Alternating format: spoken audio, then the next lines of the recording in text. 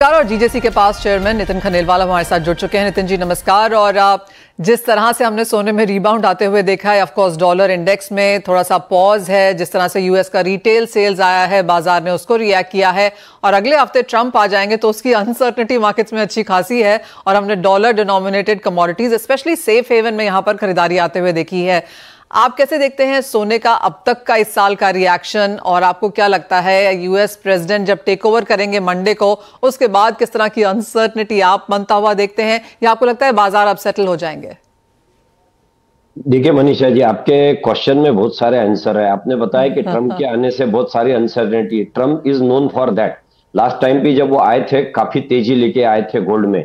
Reasons काफी change हो रहे हैं, लेकिन एक प्रिडिक्शन आ रहा है कि उलाढाल बहुत होने वाली है, क्योंकि ट्रंप को प्रिडिक्ट करना किसी के बस का काम नहीं है। मुझे लगता है अमेरिका का भी कोई कर नहीं सकता। जब भी मार्केट अनसर्टेनिटी होती है, अनप्रिडिक्टेबल होता है, तब सेफ हेवन की तरफ गोल्ड का ही सेल ज्यादा बढ़ता है। इसलिए ट्रंप चाहे जो भी करे, गोल्ड के रेट बाउंड टू इंक्रीज होने वाले, ये सभी को दिख रहा है और सुन भी रहे सभी लोग। नितिन जी, जिस तरह की प्राइस वॉल्टिलिटी है, इसके इंडस्ट्री के लिए क्या मायने हैं और क्या खरीदार बाजार में है इन स्तरों पर?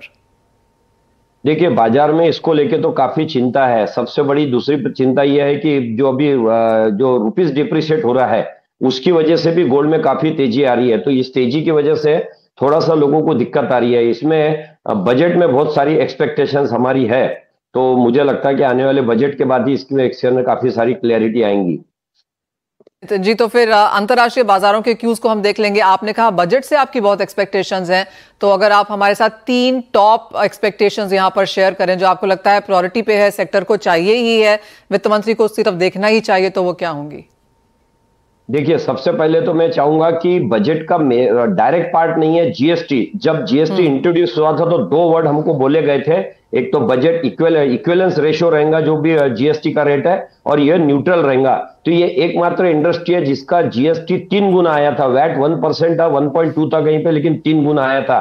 तो ये हमको एक्सपेक्टेशंस है। दूसरा, ईएमआई जो है वो गोल्ड पे हमारी लगातार बहुत समय से डिमांड है, क्योंकि ये सरकार चाहती है कि पूरा लेजिमेंट वे से बिजनेस हो, कैश का इन्वॉल्वमेंट कम हो, और ये जो ईएमआई इसके लिए स्टार्ट होना बहुत जरूरी है। तीसरी बात सबसे इंपॉर्टेंट कि क्रेडिट एंड डेबिट कार्ड के अंदर कमीशन ज्वेलरी के हिसाब से बहुत ज्यादा होता है। आज 80,000 के ऊपर है। लेबर और जीएसटी मिला के सोना 90,000 चले जाता है, तो उसके ऊपर जो चार्जेस लगते हैं वो काफी डिस्करेजिंग है। ये काफी ज्वेलर्स के अंदर देखा गया है कि बहुत सारे कस्टमर अनसेटिस्फैक्शन होते हैं।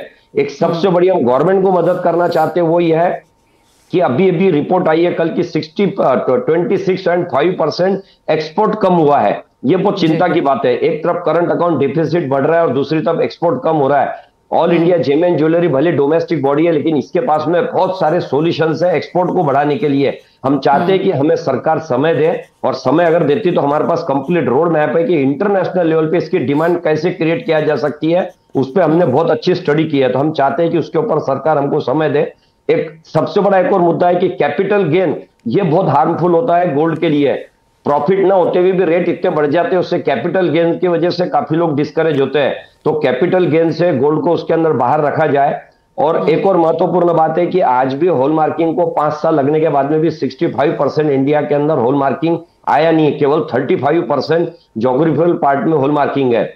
सिल्वर हॉल मार्किंग भी एक्सपेक्ट कर रहे हैं हम लोग, तो सिल्वर हॉल मार्किंग के लिए भी हमारे पास में बहुत सारा रिकमेंडेशन है। तो ऐसी काफी चीजें हम गवर्नमेंट से चाहते हैं कि वो कैपिटल गेन हो। और सबसे इंपॉर्टेंट, जो अभी करंट अकाउंट डिफिसिट हम रोज देखते पढ़ते सुनते आ रहा है, और इसका दोष कहीं ना कहीं ज्वेलरी पे दिया जाता है, तो उसके लिए all India gem and jewellery domestic council ने गवर्नमेंट को गोल्ड मोनेटाइजेशन स्कीम का पूरा रोड मैप दिया है। कंप्लीट ब्लूप्रिंट हमारे पास में। अगर इस पे भी सरकार हमको समय देती है तो हम 800 से 900 टन का इंपोर्ट 100 टन के ऊपर ला सकते हैं। ऐसा हमारे पास में complete end to end solution है with legal law and consultation.